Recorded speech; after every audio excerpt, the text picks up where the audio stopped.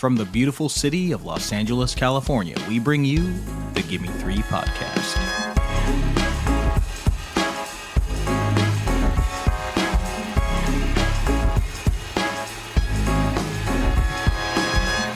Welcome back, cinephiles, cinema lovers, movie appreciators, and of course, our family and friends to the Gimme Three Podcast, a series for cinephiles. This is the show where we dive into 3 films connected by one single theme, and today we have something truly special lined up for you all. I'm Bella Efstratis, and I'm joined by my wonderful co-host, Nicholas Ybarra. Nick, how are you doing today? I'm doing good. I am just coming back from a hard day's work on set, and now I'm going to talk about some movies also. Dedicated my life to this cinema stuff. I hope it makes it. It's never ending. Yeah, I'm so excited for our episode today. An announcement for everyone. Over the course of the next 3 weeks, we're going to be hosting a series of honorary episodes dedicated to the late, great Philip Seymour Hoffman. This year, 2024 marks 10 years since we lost this remarkable actor and human being, which is insane. Yeah, I genuinely cannot believe it's been that long already. It's weird. Yeah. But Hoffman's work has since become an indelible part of cinema, with performances and characters that we all love coming back to time and time again. In this series, we're going to dedicate 3 full episodes to highlight his remarkable contributions to film and to celebrate his legacy. So that's 9 Philip Seymour Hoffman films over the next 3 weeks. Hey, and it's been hard to narrow it down to 9, I'll tell you that. It's so true. Yeah. And I mean, even just watching the 3 films for today's episode has only made me that much more excited for what's to come as well. So yeah. In today's episode, we've picked 3 incredible films to highlight his starring roles. Next week, we're going to delve into his iconic collaborations with director Paul Thomas Anderson. And finally, we'll wrap up with a look at some of his most memorable supporting performances. Watching Philip Seymour Hoffman act is truly an experience like no other.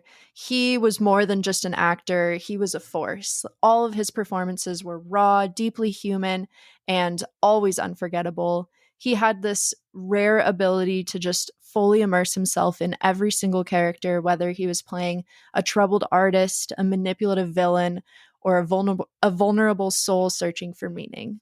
In every performance, you can see that he always gave it his all, and his immeasurable influence on cinema is truly undeniable.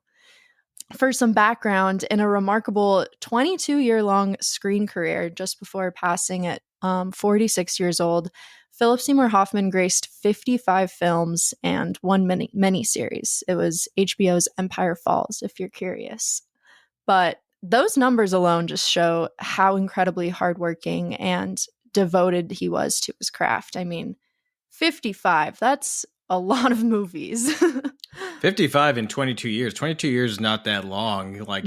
He was not on the scene for that long, but he left behind such an incredible body of work. Not to mention also he was a very busy and accomplished stage actor as well. Absolutely. Yeah, he had I believe he had 10 acting credits and 19 directorial projects in theater, which obviously earned him 3 Tony Award nominations as well. Wow. So yeah, powerhouse on the screen and on the stage as well. But yeah, throughout his career, Hoffman received 4 Academy Award nominations, securing a win for Capote in 2005, which we'll talk about today. He also earned a Golden Globe with 5 additional nominations, a BAFTA Award with 4 more nominations, as well as 4 Screen Actors Guild noms, winning one of those as well. And in 2012, he was honored with the Volpe Cup alongside Joaquin Phoenix at the Venice Film Festival for their work together in The Master, which is pretty incredible. Really excited to get to that one at some point. But regardless of all these awards and accolades, I feel like it's clear that Philip Seymour Hoffman made an unforgettable impression on audiences, and he may no longer be with us, but his work continues to inspire and challenge and move us in every single way. Before we jump into the films today and celebrate this true master of his craft, Nick, do you have any thoughts on Philip Seymour Hoffman that you want to share? Let me think. Yeah, sorry, not to put you on the spot.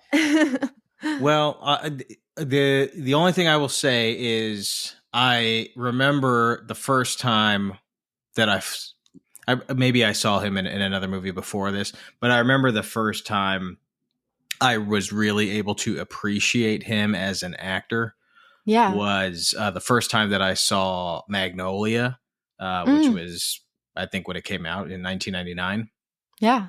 And just being completely floored and moved by his performance in a film full of incredible performances. Maybe I should save a bunch of this because we are going to discuss that in our next episode. But I remember, in a certain way, as a fan of film, and I think even at this young age, I knew that this was what I wanted to do. I was like, I fell in love with him, Yes. in a very meaningful way, the way that he felt on screen and the way that he let his vulnerability just ooze out of his pores, and watching that throughout his career after that movie, and then going back and watching his stuff they did before that. Mm-hmm. It's just it's a pleasure to be able to watch it. Sad we didn't get more of it, obviously, but yes, he left behind an incredible body of work. And the more I've been kind of diving into his work, especially all together now and kind of in clumps, watching the kind of roles that he chose, especially all the roles that we're going to discuss today. Yeah. Tortured souls would be kind of like the common thread, at least for the episodes that we're going to be, the films that we're going to be talking about in this episode. So that's perhaps apt.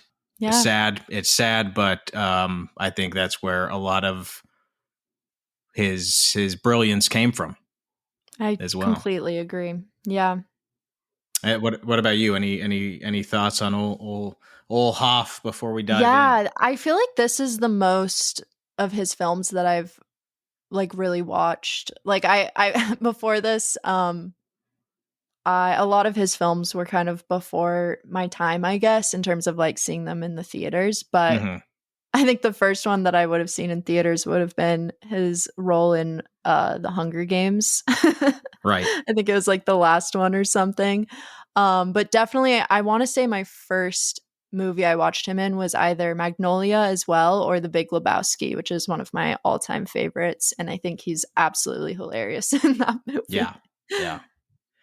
That's the other thing about him is just he can do. And I mean, some of these movies that we're going to be talking about today, I mean, sweet Jesus, sweet sassy Molassie, some of the most esoteric, heady, fucking out there, crazy shit movies. Yeah. But then he could do hilarious comedy, The Big Lebowski, and he could do slapstick comedy like he does in Along Came Polly. I mean, oh yes, he was as a true chameleon and never, took his art and his craft very seriously, but seemingly never took himself too seriously, which I appreciate so much.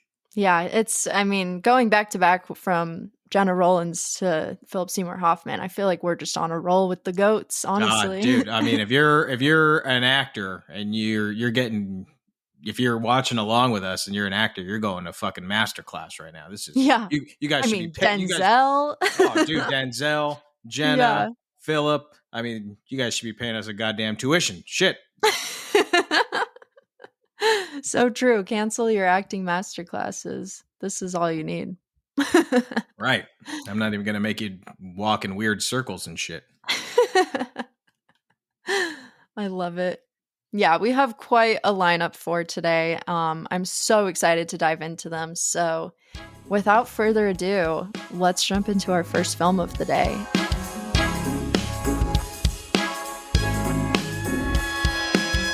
Up first, we've got Philip Seymour Hoffman as Andy Hansen in Sidney Lumet's 2007 crime thriller, Before the Devil Knows You're Dead.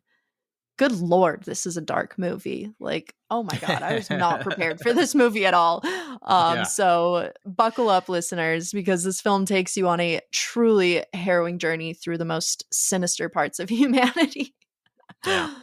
But in this film, all hell breaks loose for the Hanson family when two brothers organize a robbery of their parents' jewelry store, and absolutely everything goes wrong. So, what starts as a desperate scheme to fix their financial troubles ultimately sets off a chain of tragic and truly catastrophic events. This film has such a stacked cast. Obviously, we've got Philip as the oldest Hanson brother, Andy, Marissa Tomei as his beautiful wife, Gina. Ethan Hawke is Hank Hansen, the younger brother and kind of the fuck up of the family, if you will. They're all fuck ups. Yeah. It's funny to me that he's labeled as like kind of the one, but yeah. We'll get more onto that later. And then we've got Rosemary Harris as the family's matriarch, Nanette, and we've got freaking Daddy Warbucks, dude. Yeah. Albert Finney himself plays the family patriarch, Charles Hanson. And then not to mention, we've got two more stars that I personally love, Michael Shannon and Amy Ryan. So I thought it was really fun to see those two in this as well. Anyways, the Sidney Lumet joint shows true hopelessness, and I would only recommend it if you're comfortable with feeling very, very depressed after watching it. But that being said, this film has a really cool non-linear timeline that I think really takes this movie to the next level, from being a tragic drama to more of a thrilling mystery. Yeah. You know, instead of just waterboarding you in an increasingly depressing story, this like disjointed timeline really allows for certain details of the story to come to light in a way that is truly shocking and just makes everything that much more thrilling and complex. But anyways, Nick, what were your thoughts on Sidney Lumet's Before the Devil Knows You're Dead?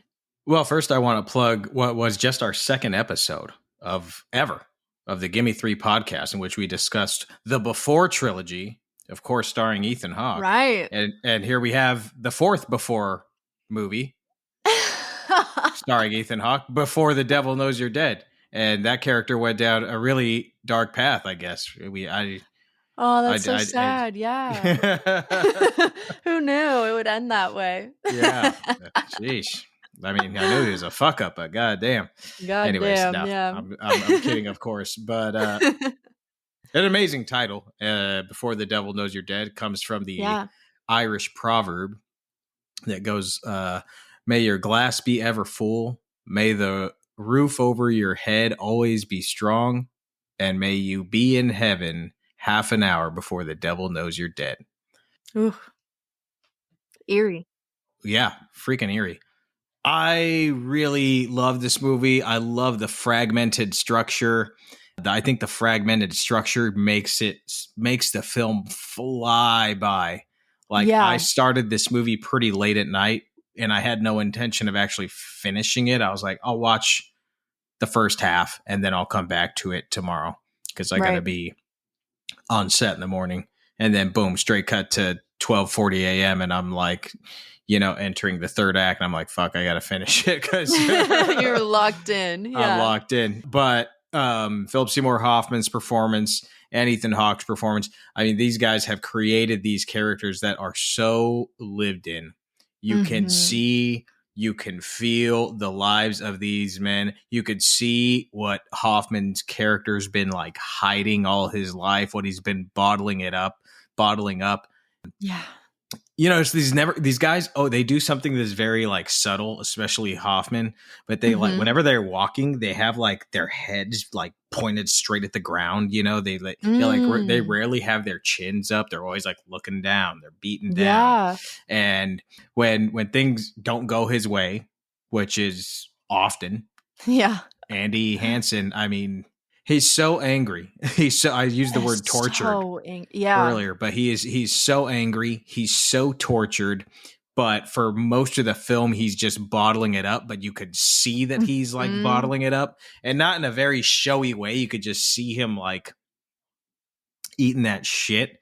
And you see it's gonna boil over, and you see it's gonna boil over, and goddamn, when it boils over, it is just uncomfortable to watch because you're just like, I don't like seeing my boy Hoffman like this, man. He's so intense. But it's an incredible performance, and it's a unique performance for him. I haven't seen a lot of stuff like this from him. So again, as I mentioned, like what the character's going through and the themes that he touches on a lot in his portrayals. But this particular approach, I think, was pretty fresh. Yeah, I couldn't agree more. Like, I was blown away by his performance. And I think, like, to what you were saying, I think my favorite aspect of this film was watching the evolution of Hoffman's character. Because, like, he does kind of start off, like, cool and calm and collected in a way. But he's also got this, like, underlying, almost like Machiavellian personality. Like, he's kind of terrifying at the same time. Right. And, this shines through in very specific settings. I think the most obvious is his kind of manipulative relationship with his younger brother, Hank. And like, just like the way that Andy talks to him, like, it gave me chills because it was this like kind of soft, or at least in the beginning, it's like this soft, soothing older brother ease, but it's like disguising this quiet villain inside of him a little bit. I think I was gonna say he makes he gives me the vibes of like Dr. Jekyll and Mr. Hyde kind of. Yeah, I could see that. Just has this, and obviously towards the end of the film, we eventually see that like evil, maniacal Mr. Hyde side come to the surface as he's like descending into the throes of desperation.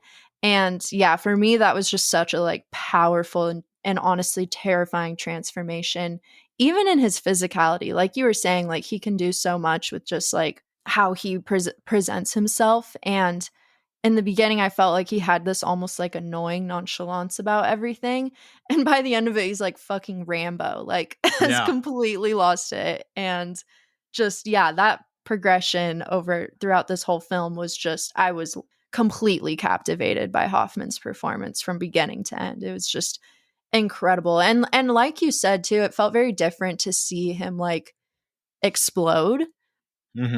In a lot of his other roles, specifically ones we're talking about today, it never really gets to that point of an explosion. And this was like the most I've seen him just lose it on screen. And it kind of gave me like Cassavetes vibes where I was like, oh man, I don't want to see this anymore. But like, here I am still watching it. So that was quite an experience. I think specifically like the meltdown in the car was like a very crucial scene in terms of like Hoffman's performance in this film. Yeah, and there's that layer of this all too, where in that car scene where his father basically, here we're going to get into some of the spoilers here, but his father basically apologizes at one point in the film for being a terrible father and for being very hard on Andy throughout his whole life. And Andy does not take too kindly to this apology because he's basically like, this dude's apologizing now, like after being a terrible father, like all these years. And I'm just supposed to like accept the apology. So he breaks down in the car ride home with his wife. And he totally breaks down in this like sobbing, emotional mess. And you see in this scene and in some of the other scenes where this rage and anger and intensity comes from. And it just comes, it comes from, I don't know if I want to use the word emasculation, but it comes from being made to feel lesser than. Yeah. And then, I think specifically in his like childhood trauma. Right. But then there's another scene, and here's another spoiler, where Marissa Tomei drops the ball that she has been cheating on him with his brother. Oh, that was such a bomb. Oh my God. And what does he do? He does absolutely nothing more emasculation. He just standing there looking small, feeling small, and doesn't know what to do with this. And that leads to an absolute fucking rampage of a climax. Yeah, no, 100%. I think I think it's really cool to see all the different ways or like all his different reactions to things. Like even specifically in that scene too, he had one of my favorite like mental breakdown scenes I've ever seen in a film, because yeah, he's just been told that his wife has been cheating on him with his brother, which is like horrible. And he doesn't do anything at first, but then like right after she leaves, he has this like breakdown where he's like ripping off the sheets of their bed, and then like I don't even know how to describe it, but I love it so much because there's so much like rage behind his eyes, but his actions are really like slow. Yeah. And he's doing like random shit. Like it's almost like one of those videos where you're like, keep them guessing, like you'll never know what they're going to do next. And like he goes into the living room and there's like a tray of rocks or something, like decorative rocks, and he just starts like slowly spilling them on the glass table, and you're just like, damn, I have no idea what this guy's doing, but this is like chilling to watch. Right. Like he's not okay. And I thought that was such a unique, like, I'm just curious how much of that was like in the script and how much of that was Hoffman, because it was so incredible to watch. I'd be very curious to know that also, because you see that scene so much in movies where somebody, has a breakdown and they start tearing their room apart, and they throw the thing and smashing mirrors, smash a mirror, toss all the stuff off of the drawer and this and that. And he does that, but in a like way that is, like you said, it's like somewhat robotic. And he's doing really weird things, like pouring these rocks on this glass table is just, and you're just like, it's so bizarre. You are not well. Yeah. Like something is not right here. Right. But it's fascinating to watch. And I think that plays a lot into like what you were talking about with like the emasculation, or just not feeling like seen as a kid as well. And like, I don't know, I was thinking about, this movie is also really interesting to me in terms of like, I feel like family dynamics in terms of like age, like the pecking order is a really big piece of this. Like Andy being the oldest and Hank being the youngest is a massive aspect of this film. And, Andy reveals that he never really felt like he was part of the club, talking about his family, which is like such a painful thing to hear. Whereas Hank has like an entirely different experience as the baby in his family. And like at one point I think his dad even says like, well, Hank's the baby, so he needed us more, which doesn't always work out for the oldest favor, like, which I can say as the oldest in my family. We've got it really fucking hard.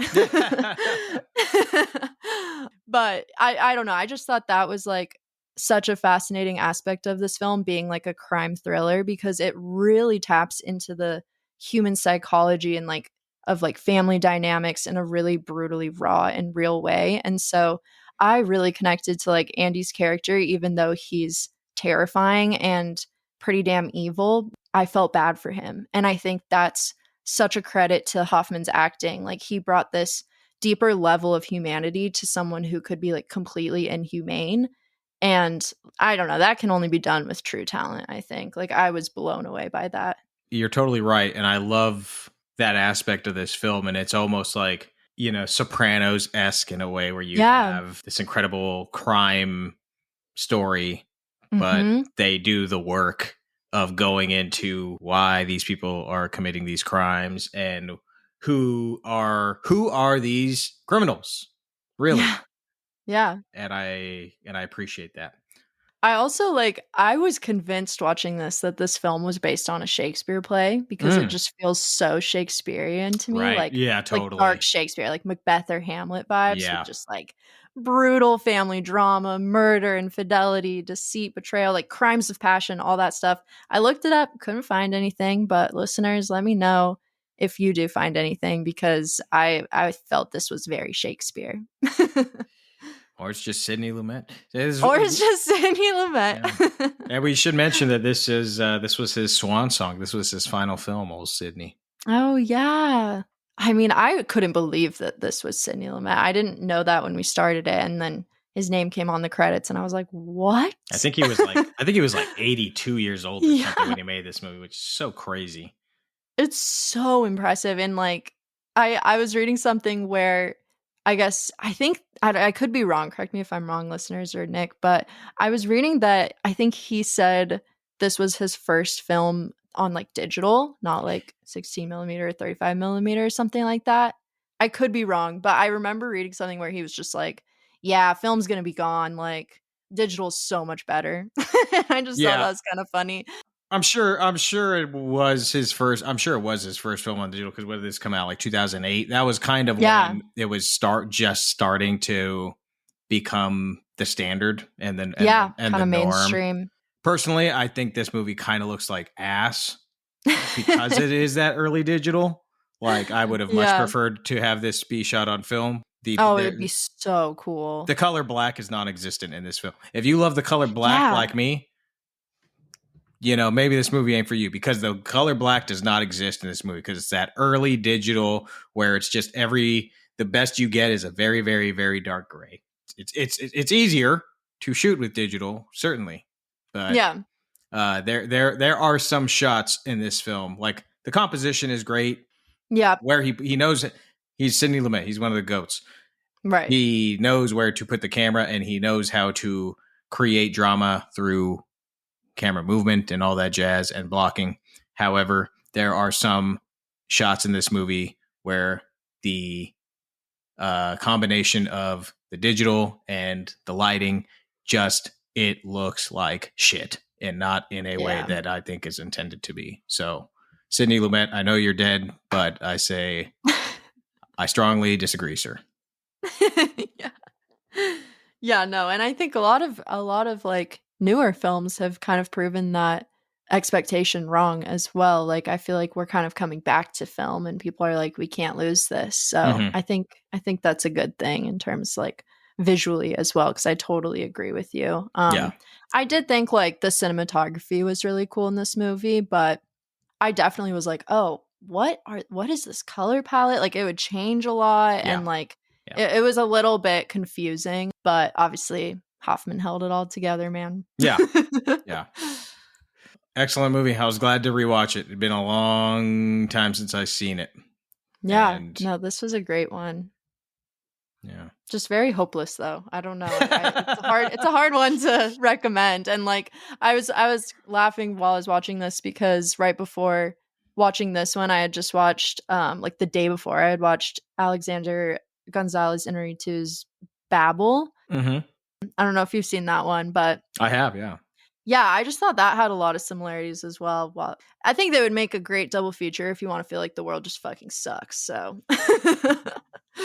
I thought that, I was like, man, I need to watch something a little more lighthearted now, which was not necessarily granted.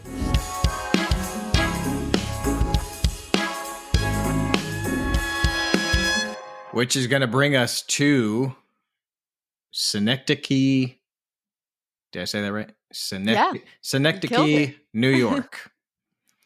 2008 picture, written and directed by Charlie Kaufman. Your boy, Bella. This is your boy here. My dog. Writer of your favorite film of all time, Eternal Sunshine of the Spotless Mind. Yes. And this I also just realized that, sorry, not to interrupt, but I realized that my boyfriend's favorite movie is Being John Malkovich, which he also wrote. So you could say we're a Charlie Kaufman household. Yeah. Well, this movie makes both of those movies look like fucking Barney. Fair enough. Ugh, it pains me, but fair enough. Of all of the introductions to films that I've had to introduce for this podcast, this one may be the most challenging, but I'm gonna give it a whirl here. Thank you for taking on this challenge. Yeah, I'm gonna try and give a very base plot level description to start. Yeah. But the base plot level description is really just to kind of like inform the backdrop for our listeners who have not seen this movie, because this film is incredibly dense, incredibly powerful, incredibly like esoteric, and just it is about so much. So the plot is not going to do it justice, but just so everybody knows it, here it is. Hoffman plays Caden Cotard. He is a stage director, a director of plays, if you will. And he's kind of drab, you know. He's kind of a bit of a Debbie Downer. He's stuck in his routine. He's obsessed with death. Yeah. He's thinking he's dying all the time. And in a way, he's like the total opposite of his wife, Adele, who's played by the wonderful and ever beautiful Catherine Keener. And she's got a little more zest in her life. She's got a little more pep in her step. But she's, you could, I love the dynamic between these two because you can see like his malaise and his like just general fuckery, fucking her up, like you can see her like being like, oh my God, you miserable person. You are affecting my shit. It's like beyond palpable watching this film. And they never say any of that, but you just like feel it. It's all there. It's all just in the performances, non-verbally, through subtext and through the work that these filmmakers have put in. Anyways, I've already gone off the rails. No, I love it. Keep going. So early in the film, and again, she's not even on screen that much. She's in like the first half. But, shockingly, yeah. So early in the film, Adele and their daughter Olive, they leave. They go to Berlin without Caden. And once that happens, Caden is kind of left to his own devices. And by that, I mean he's left with his own thoughts, his own psyche, which is a dangerous and mysterious place to be. Yeah. The film plays a lot with time. What feels like minutes is actually days. What feels like days is actually months in this movie. What feels like months are actually years. And over these days and months and years, Caden starts to try and create this completely original piece of work with dozens, hundreds of actors portraying real people. I should also mention that early in the film, like he's going through like an artistic existential crisis where he's like not feeling his work, and it's like underscored when Adele criticizes Caden's work for being flat and like totally not personal. And I mean, it's this dude is in dire straits here emotionally. But anyways, he's trying to create this play, and he's trying to morph it and fine tune it and constantly evolve it. And he's doing this over years without the play ever seeing the light of day. And it's this massive fucking thing with hundreds of actors, and all these players, all these actors are just trying to like play off of real people. Okay, so that's the base. That's like the basic synopsis. But no, that was perfect. You killed it. All right. There's a whole bunch of theories about this film, and we cannot even begin to scratch the surface on all of them. It's like one of those movies where there's dozens of essays and everybody has their own interpretations of the film, which is what Kaufman likes. When the Blu-ray of this film, there's no audio commentary, because Kaufman said, like, I don't want to explain my interpretation of this film, because then it becomes a pointless form of art. I want people to take away from this film what they want to take away, or what they glean from their own experience and what they're going through. And having seen this movie a few times now, each time I watch it, I take away something a little bit new. I have a little bit different of emotional experience. So, but what we can talk about, and what is undeniable, is how brilliantly and elegantly Kaufman and Hoffman subvert the film medium. I don't know how else to put it. They really push cinema to the edge with this movie. They really take it to its limit. They pull you into this rabbit hole, this spider web of this persona of this man, ? Maybe he's a man. And how they coax their audience into having their own existential crisis. I mean, anyways. Oh, yeah. Before I continue to ramble anymore, Bella, your initial thoughts on your boy's movie, Synecdoche, New York. Synecdoche, New York. Oh, man. I think I have to admit, I think I might need like a lifetime to figure this one out. Like, not just to figure out the plot, but to figure out how exactly I feel about this film. Well, I think that's the point. Yeah. Yeah. Like, I would, as of now, I would like put it in my letterboxd list, like the category with how I felt watching A Woman Under the Influence. But I will say that this movie absolutely blew me away. I think it was one of the most incredible things I've ever seen, but it, at the same time, it had me crawling out of my skin and like wanting to throw up the entire time. Oh, wow. For some reason, it just like really got to me. I think specifically the health stuff. I am a little bit of a hypochondriac, and I've had my own, those hospital visits where the doctors are like, yeah, we don't really know. And so just seeing that like anxiety reflected back at me, I was like, oh man, this is just too much. But I think that, and then everything else that's happening in this, like, this guy is going through so many brutal things. Like, it's enough to give anyone a panic attack. He's got like health issues, zeroes in on death and destruction 24/7. He's got marriage issues, an anxious kid, trouble at work, feeling uninspired in his art. Like, it's just like the worst of the worst at one after the other. Yeah, this, I think, and I'm not trying to say this is a bad film by any means. I think it's brilliant. And I think maybe I was just a little too sensitive for it, which I think says a lot because, might I add, like, I feel like I can handle some pretty extreme stuff in film. We just did a Yorgos Lanthimos spotlight. Loved all those movies. Love Ari Aster's films. Pussy shit. Love the panic attack that the Safdie brothers film Good Time gives me every time I watch it. Maybe that is some pussy shit, but I like to think that says a lot about just how wild this film is. Like, this film is wild. I had no idea what I was getting into, especially having like being John Malkovich and Eternal Sunshine as my, like, my only previous experiences with Kaufman, which are like sweet lullabies compared to this. Which is saying a lot because those movies are nuts also.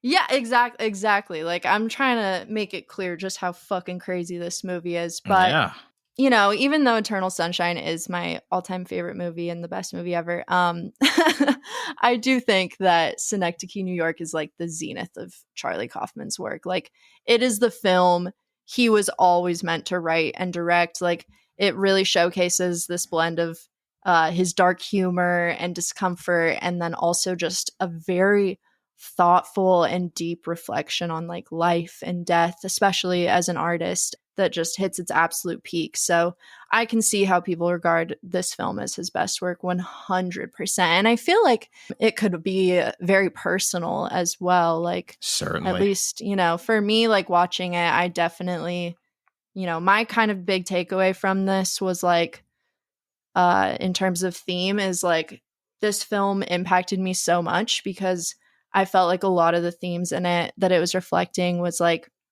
specifically anxiety and depression, something that I have struggled with all my life. And so adding to that, it really highlights like how much as artists, our own creativity and like artistic pressures in life can amplify the feelings that come with that even more. And like, I don't know if that makes any sense, but absolutely, it does. I think for me, this was just such a like realistic, symbolic and surrealist depiction of anxiety and depression and like feeling inadequate or like dissatisfied in your art, and then showing like how much that can affect every other aspect of your life. For example, I think the biggest one for me was like the pairing of falling through time and false reality in this film. Like, that fucked me up so bad. Man. Oh, it was just because, I think those are very real and common feelings that come with anxiety and depression, and like the way that these two things just consume the characters and you as a viewer in this film is really powerful because it's so overwhelming from beginning to end. And the way that they accomplish that, I agree with everything you said. And I do think it is a very personal film for Kaufman. And you know what they say, the more personal you get as an artist, the more specific and vulnerable you get as an artist. And this movie is filled. It's nothing but vulnerability. These mother lovers are just bleeding on the screen, essentially. Yeah. Kaufman and Hoffman. Figuratively and literally. Yeah. The more specific and vulnerable you get, the more universal the piece of work becomes. And I think that is certainly true here. Yeah, 100%. You mentioned that theme of falling through time and time. The way that they play with time in this movie is unlike anything you've ever seen in a movie. Yeah. And I'm not just saying that as like a coin of phrase. I didn't notice this the first time I watched it, so I'm not sure if you noticed it, but in the first scene or sequence of the movie, it shows Caden getting up, going into the kitchen. His wife's there. His daughter's there. He's doing his breakfast thing. He's reading the paper. The TV's on. Having watched this a few times now, I notice that this sequence is actually the passage of weeks. Oh my God. That's insane. So he wakes up and the radio says, oh, it's this day. And he goes into the living room and the TV says, it's this day. He goes out and he gets the paper and the date has advanced again. And then he goes and looks at the milk carton and the date has advanced again. And he goes, oh, the milk's gone bad. Oh, now it's Halloween. It's gone from like the beginning of October to November in the first scene of the film. Never noticed that. That isn't, but I did notice like all those things, but I was like, oh, I wonder what that is all about. But that explains it. And yeah, and I didn't notice it the first time I watched it either. So, but just that execution of that, of just like, that's his routine, that's his morning thing. And it kind of like just displays how routine and the mundane can cause life to just flash before your eyes. So, and they just continue to, that's the first scene that they continue to do these like little plays with time throughout the film. And he ages like they don't focus on him aging. He's just like in the movie, Adele and Olivia, they go to Berlin and then, you know, we follow him for a couple scenes. And then one scene, he's just like, oh, yeah, my wife's away. And one of the other characters says, yeah, she's been gone for a year. And he goes, no, she's been gone for a week. And she's like, I need to get you a calendar. And it's like, oh shit, she's been gone for a year. Oh, that had me so shook. Yeah. So the way they execute this, like this element of time and how it does not give a motherfuck about your shit is so intense. And like mind-boggling, you know, like it like fucks you up. You're just like, oh God, wait a second, what happened to the? Wait, let's go back to the thing. Wait, no, we're old now. Oh my God. Yeah. And like, I don't know about you, but I started like reflecting on that in my own life. I was like, oh my God, like this is such a real feeling. I love that scene with Michelle Williams' character, and she's at like, I think she's at her, spoiler, sorry, but I think she's at her parents' funeral, and she says, I used to be a baby. Yeah. And it's so funny. And he's like, oh, that's sad or something. And I was like, so true though. Like, that's so weird to think about, that it can just go by in the blink of an eye like that. Right. So, yeah. And so, I mean, I really marvel at this movie because the attention to detail to be able to execute all of this and have it be so filled with so much of these like details, but also be kind of like engaging. And you're just like, you know, you are like in the plot, you are like moving forward constantly, and you are like wondering like what is going to happen next. Yeah. It's a magic trick in my mind. And I don't know. And Philip Seymour Hoffman in particular does walking this tightrope of being a completely complex, vulnerable, unbelievably fucked up character, like unbelievably troubled, and also being a hero that you want to win, you know, or just even though he has given you no evidence that he will win. It's just, or even that he like deserves to, really. Yeah, it's a really enigmatic film that I know you just said, you know, you're going to put it in there with the A Woman Under the Influence, which you said you're happy you don't have to rewatch, but the rewatches of this movie are very rewarding. Very rewarding. I believe it. I want to rewatch it with like other people. I don't think I could do a solo watch again. Rewatch with your boyfriend if he's a Being John Malkovich fan. I'd be interested to hear what he thinks of this. Definitely want to show him this. Definitely want to show a guest we had, Michael L. Hayek, who did Yorgos with us, because I don't know. I felt like there were some similarities there. Like I feel like Kaufman does have kind of such an unnaturally natural dialogue, if that makes any sense. Some of the things they say, I'm like, what the hell are they talking about? But then at other times I'm like, oh, this just like, sometimes it's like, even though it's so surreal, you like forget that it's just a movie, like, or that these characters aren't real, even though I don't even know if they're real in this movie. Right. Like, I don't even know how to explain it. You know, I was thinking about that with Philip Seymour Hoffman's character, especially. Like, he took this character who's, you know, experiencing so much and is falling through time and all these mind-boggling situations and like this surrealist world and plot, and like he took this character and he made him real. Like he made him kind of human, even when everyone else and everything else didn't feel human or real at all. And like that was just so impressive to me right off the bat in his performance. Yeah, like he had so much fucking range in this film too. Like he could be kind of goofy and awkward and sympathetic. Right, yeah, totally. But then also like sometimes kind of seemed like a psychopath, like the way he treated his actors and you know, as his world became less and less real to him and more fabricated. But even just watching his character age over the course of however, I couldn't say how long the timeline is of this film, to be honest, based on my first watch.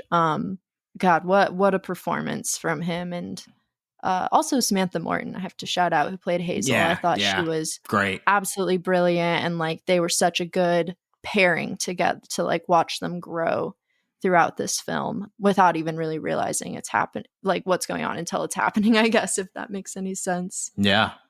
It's a wild movie. It's wild. And like I just can't even fathom how any of these actors knew where to like even begin with this script. Like, but like it just seems like such a complicated script and such complicated roles, and yet every single one of them like 100% understood what they needed to do and the intention behind the film and the characters. And so that just made this so amazing to watch, and like really just highlighted how much of a spectacle this film is.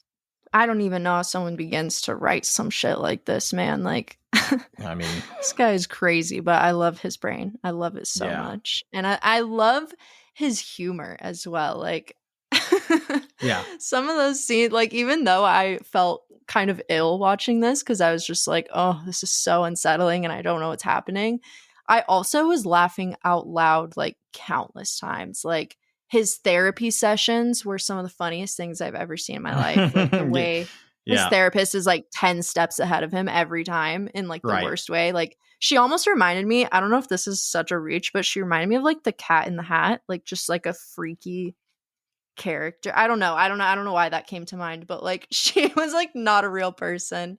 Yeah. And it made me laugh. She's got kind of like hard. Cat in the Hat or like Mad Hatter vibes. Like, she's like, yeah. It's Hope Davis who plays his therapist. Oh my God, so funny. And then she's got like these weird thing going on with her feet also, you know, like her feet or her shoes are always on like too tight, you know? It's just like, anyways, I have downloaded the script here, so I'm going to give this script a read.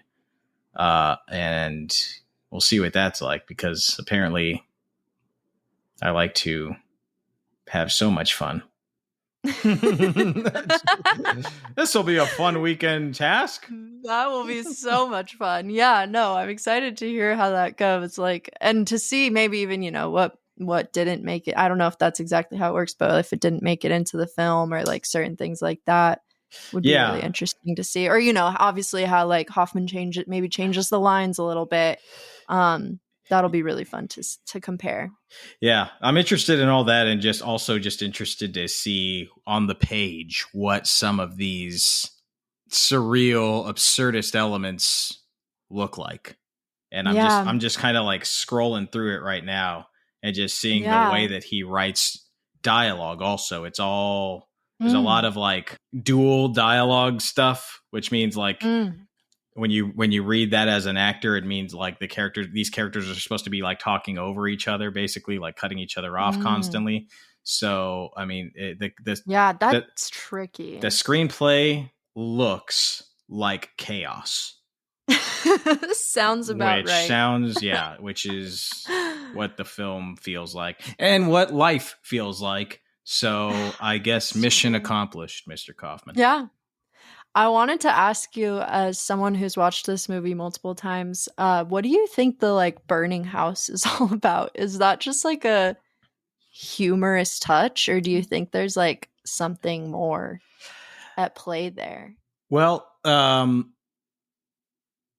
think one of the first lines of the movie is like, we begin as we end, or something like that. You know, everything that the beginning and ending are connected, you know, so is essentially is the gist of it. Okay. Yeah. But I think that the burning house is kind of like a bit of foreshadowing for how she's going to pass, because I just put that together. Yes. As you were saying it. Cause I was like, I went and looked for the quote. And then I remembered that the real estate agent says it's a big decision about how one prefers to die. Yeah, right.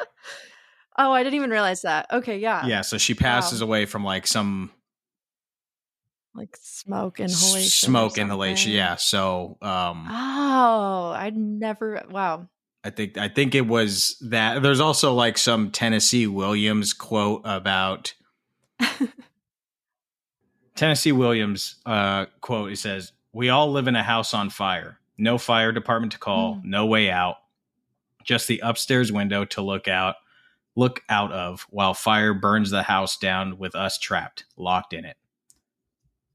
Tennessee Williams, very, very fun guy. He's a fun guy. Very optimistic. Okay. Synecdoche, New York. It is available to rent on demand, and it is available on Blu-ray. So if you want to visit your local video stores, I recommend that you do that and check out some cool special features they have. Again, there's no audio commentary, but there is some cool special features on there. So check out Vidiots, check out Cinephile Video, check out Videotech if you live in Los Angeles. And on that note, we're going to take a much needed break, my friends. And during that break, you are going to hear from PGA producer, Gimme Three producer, and my wife, Sonia Maru, during a segment that we call Sonia's Movie Minute. So stick around for that and much more here on the Gimme Three Podcast.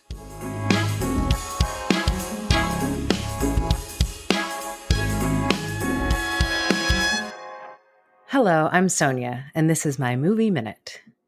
A few months ago, I went to see a screening of Spike Lee's 25th Hour. It was a packed house at the Los Feliz 3 watching a gorgeous 35mm print.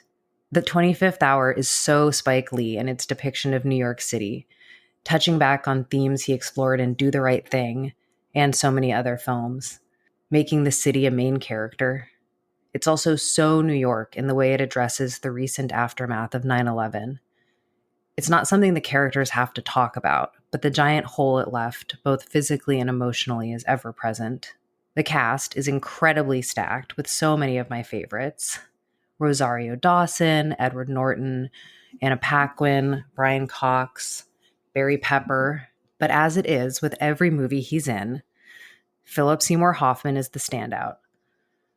Though Edward Norton is the star, and he's excellent in it, Hoffman's supporting character steals every scene. In fact, you could make a whole other movie following his character, Jacob, the horny teacher who justifies his kind of sad life by thinking he has more integrity than his friends.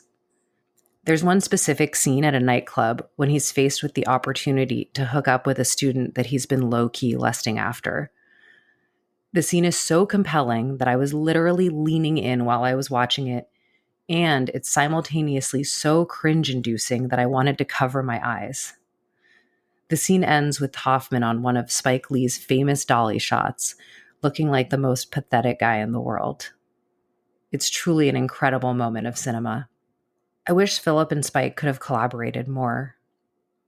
Well, really, I wish Philip and everyone could have collaborated more. I wish he was still here on Earth with us, living a happy life, making us laugh, making us feel, and making more movies.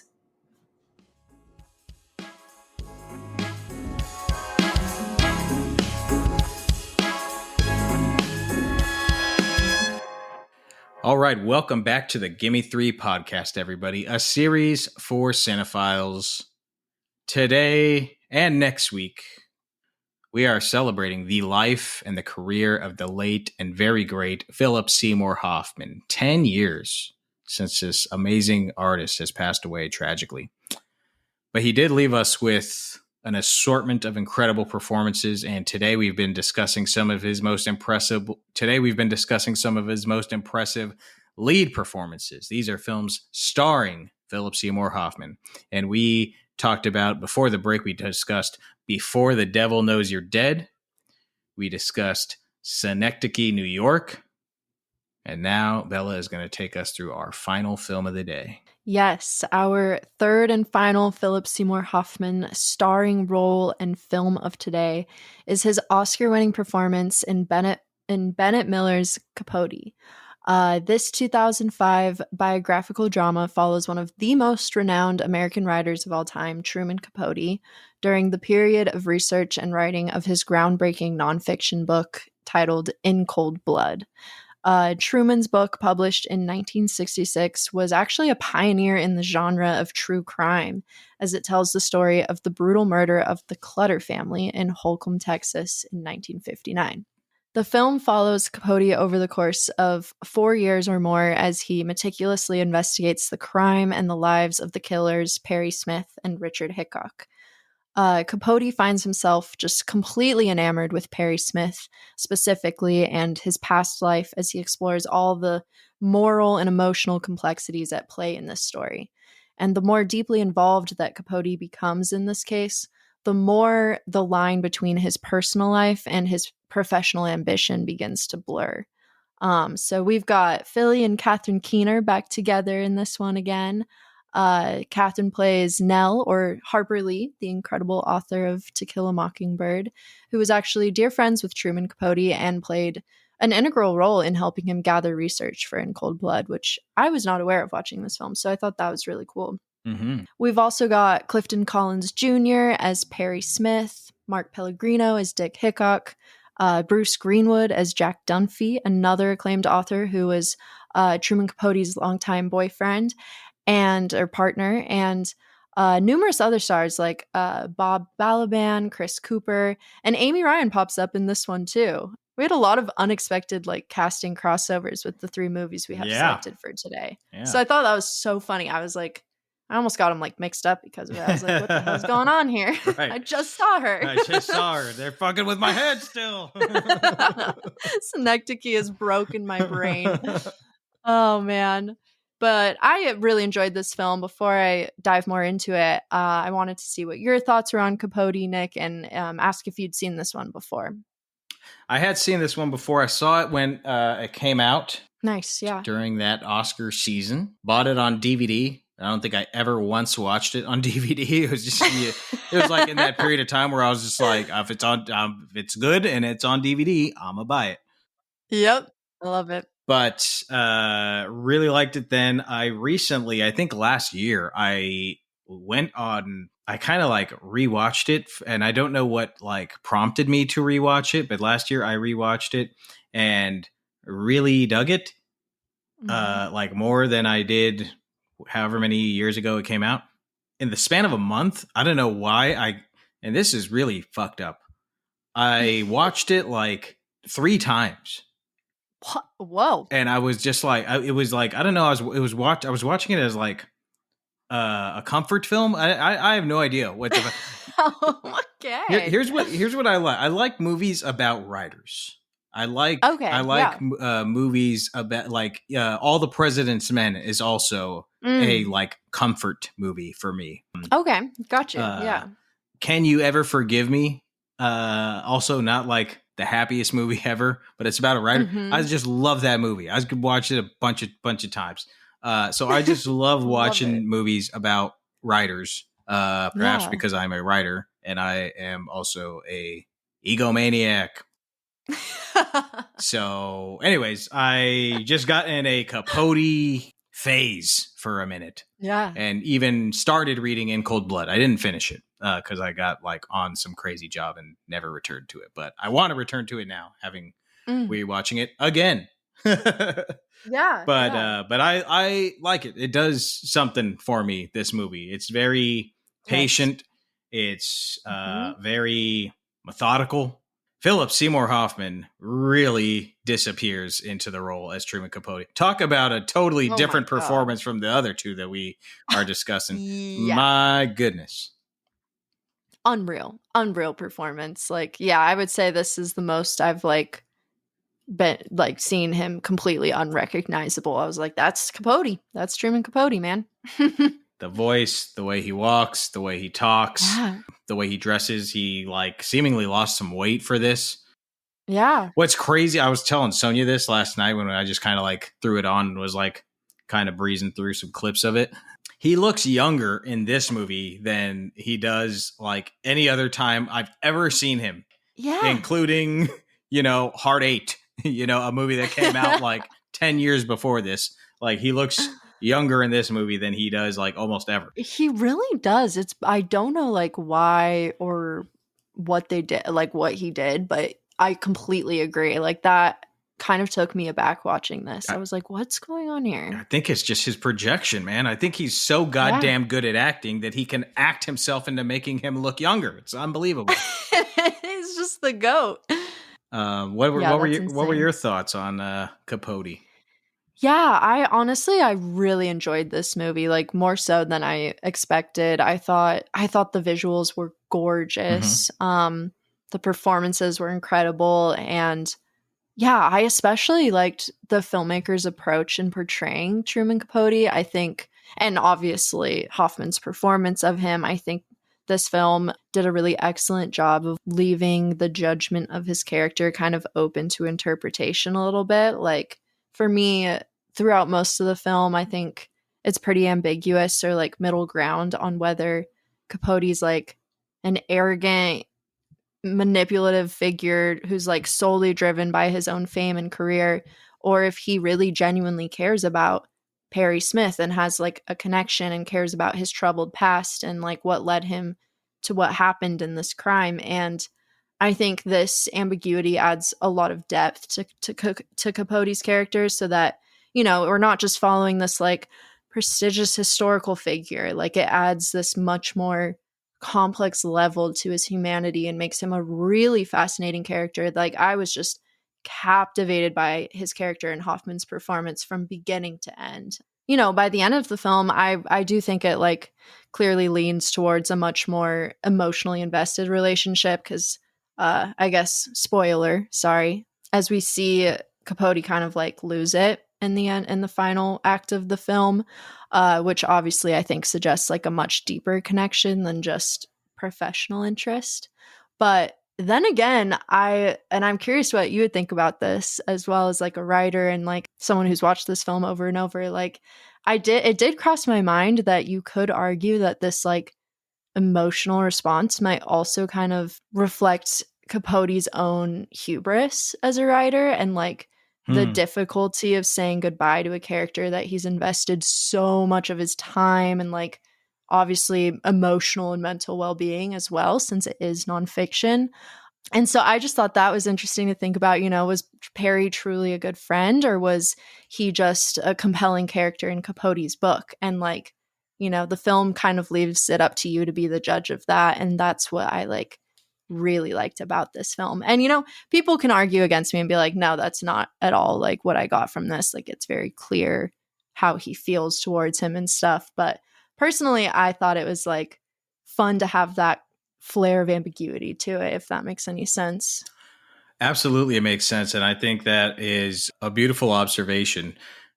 Thank you. So a couple things. One, to answer your question about the writer side of it, yes, absolutely. If you're creating anything, like sometimes there's something called, creators get this called post-project depression, which is like kind of like not the same, but akin to postpartum depression, where like after you have like spent your chunk of your life creating a piece of work, writing a book or writing a screenplay or something, and then it is finished, you can get depressed after it is done because you became a piece of it, and now that is over and it's done, and so it feels like there's a hole in your soul because you were pouring your soul into this, and now it's gone. And that it would be certainly amplified if you are watching one of the characters that you have spent, whatever, 5-6 years writing, see that character killed. Absolutely, that would have an effect. Secondly, there is elements, they talk about it in the film, and this is true, where Capote says, I think I know this guy from a past life, or like I feel like we come from like the same world, this Perry Smith guy. Like I feel like we grew up in the same house, and I went out the front door and he went out the back door. I think that's like one of the lines in the movie. So I love that line. Yeah. And so there could be that element of like that connection also that he had to this character, where he's just like, there was a connection there. Like almost like a trauma bond, honestly. A total trauma bond. Here's another case, another film, another character of a tortured man, of tortured men, as the other two films that we discussed are. But for most of this film, Hoffman playing Capote, does a much better job of hiding his pain and his demons. Yes. But you can see that they're there, and every once in a while somebody pokes the holes and we can see the pain and the trauma come out. So yeah, I think there is totally that bit of connection there, and I think it builds to that moment so beautifully. Yeah. Absolutely. Yeah, I couldn't have said it better myself. I was thinking about how he's one of those people and characters in the film, I guess, where it's like, sometimes the most talented and seemingly happy and free-spirited artists are the ones with the most pain and like trauma in their past. And I thought it was just fascinating to see, like you said, Perry Smith kind of poked the holes in like Capote's facade and kind of his composed surface, and like almost, I feel like, made Capote realize himself that he had a lot of like unprocessed trauma that kind of like came to the surface when in his meetings with Perry. And like that was a massive way to like for them to form a bond and like almost kind of an obsession, like a therapy session, honestly, a little bit. So I thought that was just such a fascinating aspect of this. And just the way that Hoffman portrayed that was like heartbreaking to watch. It really hit me in the heart. Really, really strong work, because yeah, man. See, this is why I love this movie. It's just like it's subtle, man. It just really, you're just kind of going along for this like kind of true crime story, and it's like kind of a biopic, and I love biopics that are about just like a certain moment of time that don't try and like cover an entire person's life, but they like to death. But when they focus on like a moment of somebody's life, I think there's a more opportunity to learn more about who that character is in these small bursts than trying to do like, they were poor, and then they got famous, and then they do this, and then they did drugs, and then they got clean, and then they did this. It's just like, fucking hell. Okay, we get it. Bohemian Rhapsody. I mean, 25,000 films like that. Yep. I mean, so there's some movies like that I enjoy. They're of course, they're not all bad. They're not all bad, but the best of which is Walk Hard, of course. Have you ever seen Walk Hard? No, I haven't seen that. If we want to do something after Bleak Week here, if you want something to watch on the plane and lift your spirits as you go away for your homegirl weekend, yes. watch Walk Hard. Oh, yes, I'd love that. I'm adding it to the list. The Dewey Cox story. But yeah, anyways. So I don't know where I was going, but we were just specific time moments of time for a biopic. I think is you can get more out of them.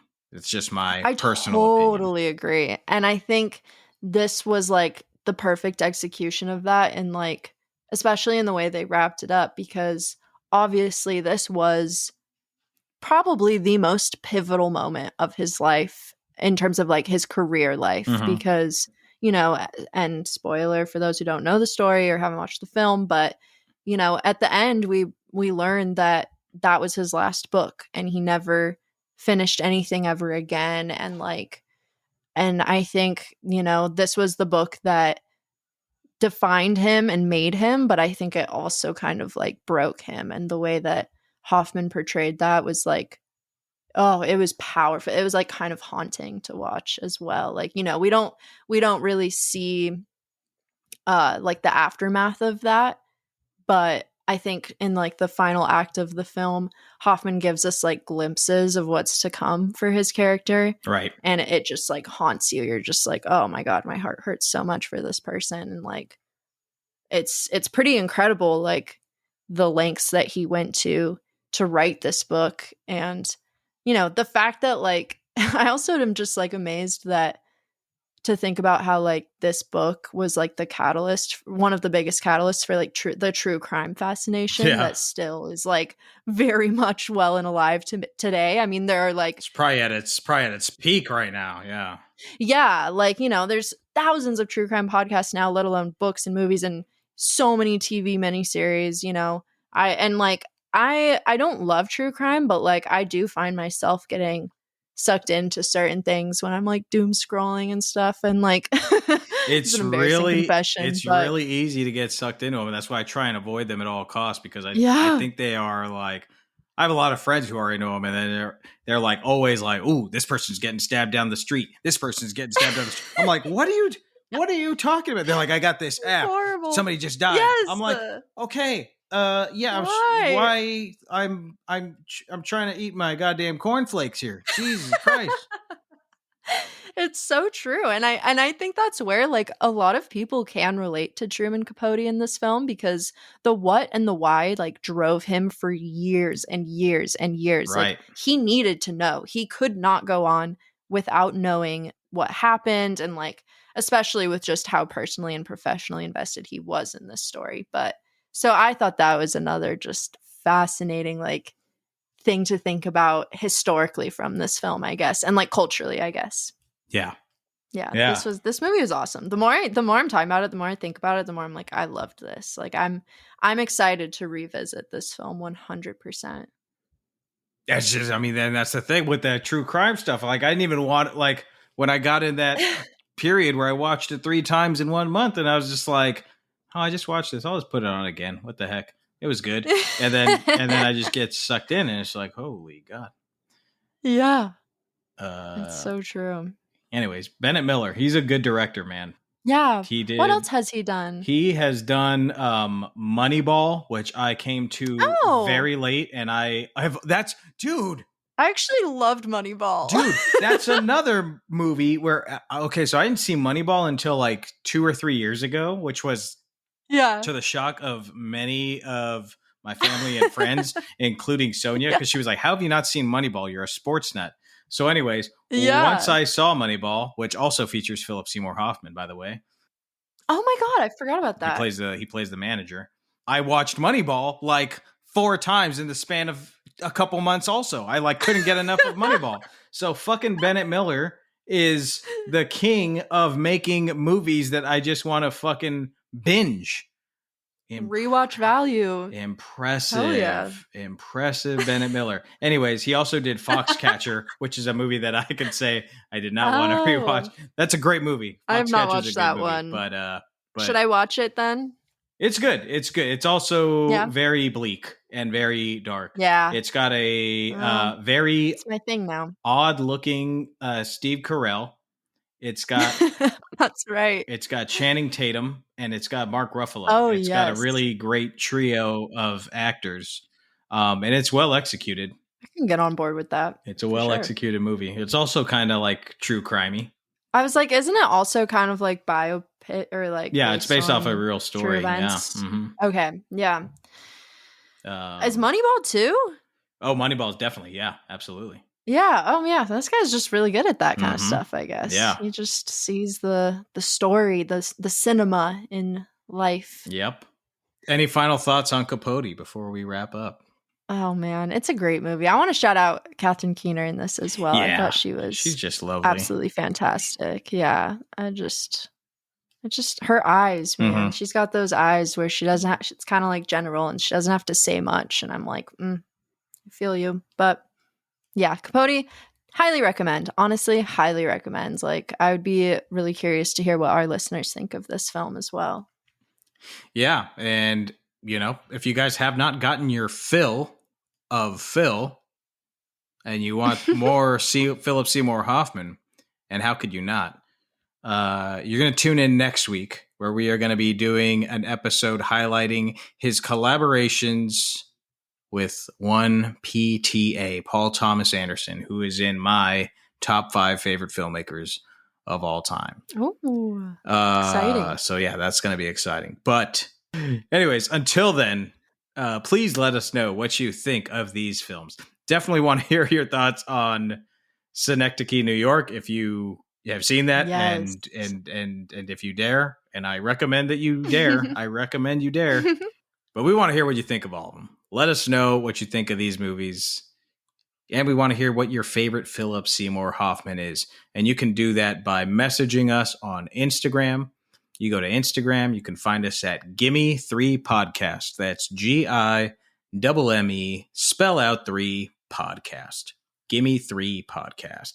You can also send us a text message by going to our episode description. At the top of that description, you'll find a link that says send us a text message. Click that link and let us know your favorite Philip Seymour Hoffman film. Bella, tell the fine folks where they can find you on the socials. You guys can find me on Instagram at Portrait of a Cinephile or on Letterboxd at B Efstratis. Just B and then my last name, Efstratis. You can find me on Letterboxd at Nicholas Ybarra, on Instagram at Nicholas Ybarra, and on Twitter, also known as X, at Nicholas P. Ybarra. And the P stands for pedantic. Thank you all for listening to the Gimme Three Podcast, and we will see you at the movie.